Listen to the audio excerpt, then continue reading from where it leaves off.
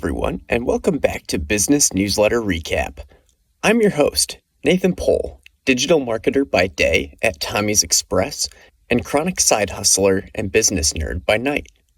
If this is your first time listening, the goal is to bring you the highlights of some of the top business newsletters out there in podcast format, so you can get curated reading done while you're on your commute or shoveling your driveway. Each episode will feature specific editions of 3 newsletters that I found insightful. If any newsletter is particularly beneficial to you, I will have links in the show notes to follow the creators on social media and to sign up for the newsletter for yourself. Episode 9 today brings insights on dealing with high-performing but difficult employees, goal setting, and persuasive writing. We're starting off today with the selection from the MGMT Playbook, written by Dave Kline. Dave has over 20 years of management experience with Bridgewater and Moody's, and he's now an executive coach who trains managers and leaders across industries on how to be more effective.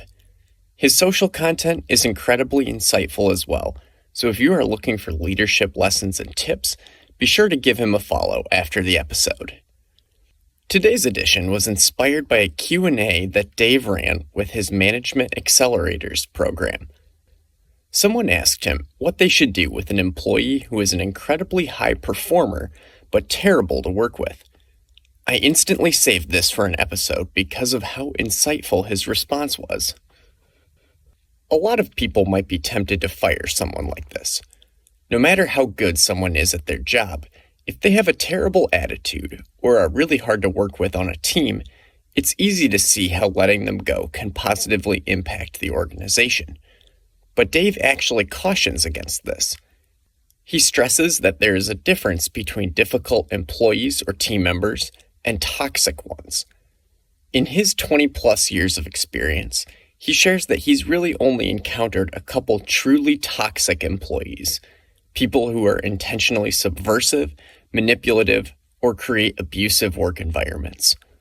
These are people you should fire, regardless of how productive they are. But difficult employees are a bit more subjective. Dave points out that people who think a lot differently from the team might be labeled difficult. Introverts and people who practice radical candor can get the label as well. And these are not inherently bad things. I like how Dave made a list of high performers in history who were exceptionally hard to work with, including Michael Jordan, Jeff Bezos, and Steve Jobs. Difficult doesn't usually equal destructive. After determining if an employee is toxic or just difficult, Dave shares 2 more questions to guide your management. You need to be able to understand their motivations and determine if their role requires a lot of teamwork. A team member labeled difficult might have very high standards for themselves and others, which can be intense for employees who don't share them. Dave shared that he struggled with this early in his career. He thought the best way to get the most out of his team was to have impossibly high standards and be the tough guy who enforced them any chance he could get. But a mentor and a peer review revealed that this really wasn't going to get him very far up the corporate ladder, so he needed to change his approach. Not everyone who is talented in their specialty is cut out for managing people. Some team members might be better suited to be specialists. It requires a lot of different skills, and some people may be more effective and easier to work with when they are able to focus on their craft and not on managing and developing people. Setting up environments where difficult but exceptionally skilled employees can thrive can propel a team forward. Dave also caveats the question of teamwork with the advice that difficult team members shouldn't always be pushed to spots where they have less interaction with others. He stresses that employees with very different ways of thinking are great at sharpening ideas and preventing groupthink.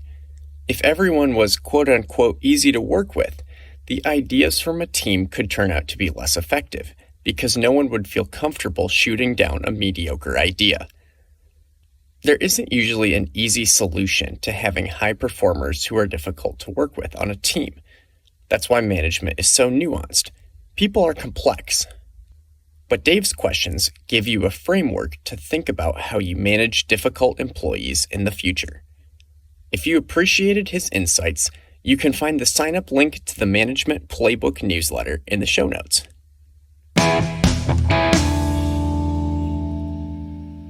Hey, I want to introduce you to today's sponsor, Unicorn Flames.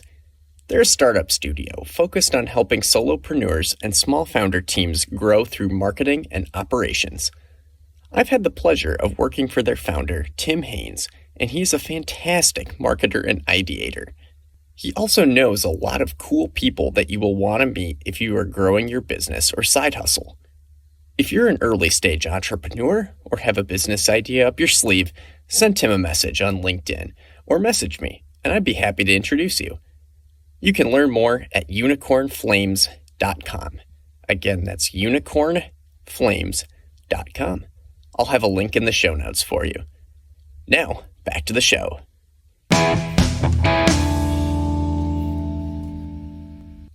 Our second newsletter of the day comes from Amanda Goetz's Life's a Game newsletter. Amanda has an extremely impressive marketing and entrepreneurial resume that has grown her following to hundreds of thousands on social media. Her newsletter is focused on helping high-achieving leaders, executives, and entrepreneurs avoid burnout and grow their careers. Over 100,000 people receive her newsletter or follow her, and today's edition is a great framework for planning your team goals. As a former full-time CMO and current fractional CMO, Amanda has a set cadence for how she reviews goals throughout the year. There are annual goals and tentpole events, quarterly and monthly goal setting to meet the goals for the year, and weekly non-negotiables to get done to stay on track. One of her recent additions breaks down the last review that she does, the quarterly retro. For Amanda, the point of the quarterly retro is to reflect on what has been working, what went wrong, and what needs to change leading into planning the next quarter. The first step is to review what have been the priorities of the past quarter. I find her analogy really helpful, visualizing priorities like a stove. There are probably only one or two big things on the front burners that take a lot of time and effort in the quarter, and maybe a couple other things that were on the back burner. But there were probably a max of just 4 or 5 projects happening, much like a normal stovetop. Otherwise, if there were more, nothing was truly prioritized. Part of her process is to visualize what needs to move onto a front burner or push to the back burner, or what may need to be moved off of the stove entirely. This is helpful to set at the company and personal level if you run your own business. The second step is to break each of these priorities into what worked, what didn't, or what was missing that could have been done. She uses the mnemonic of the 3 L's, liked, learned, and lacked, to categorize them.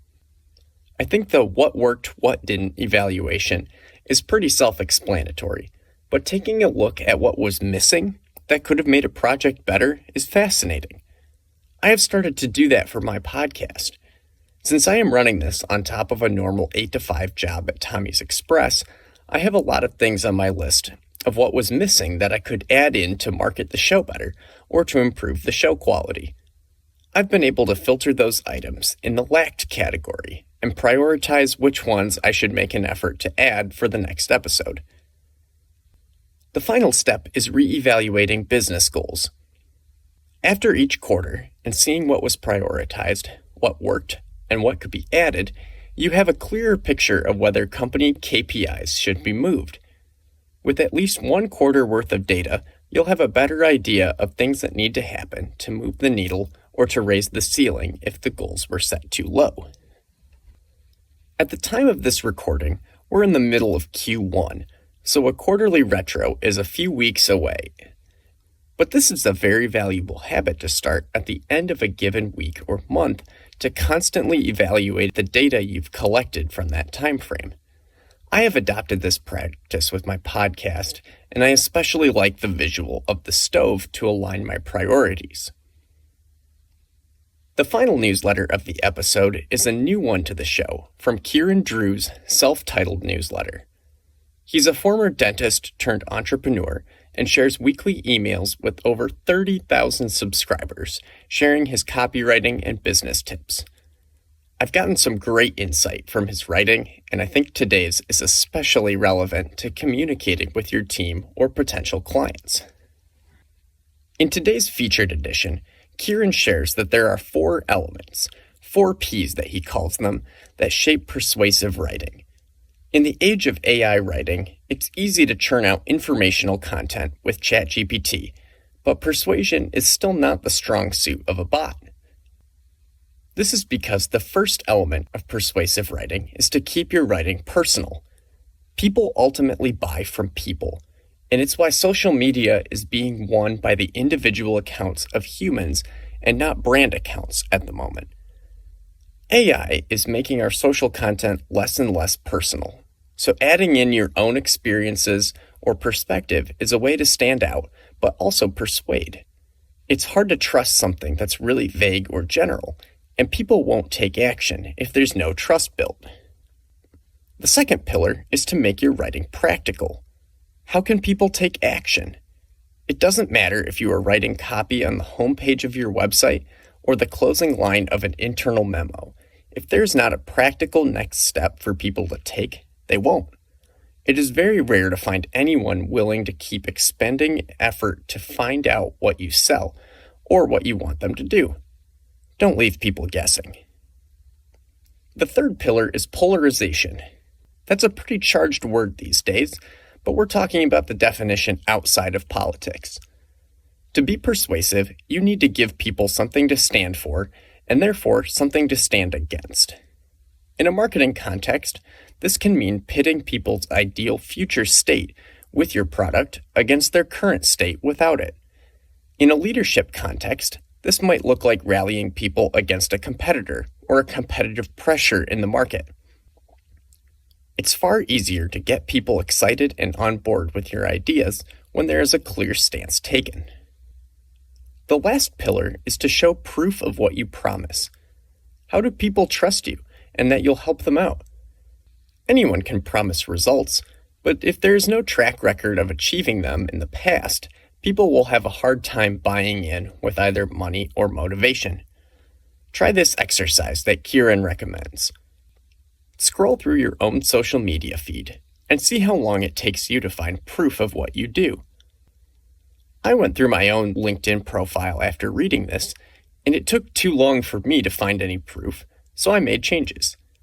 Proof always sells better than promises, and when you are writing to persuade, it is crucial. These pillars of persuasive writing work whether you are convincing a potential customer to buy, a potential employee to accept your job offer, or team members to get on board with a new company vision. If you only take 2 things away from this newsletter, take the time to review your social media strategy and website for proof of your promises, and make sure people have a clear, practical action step. Thanks again to Kieran Drew for the breakdown and tips.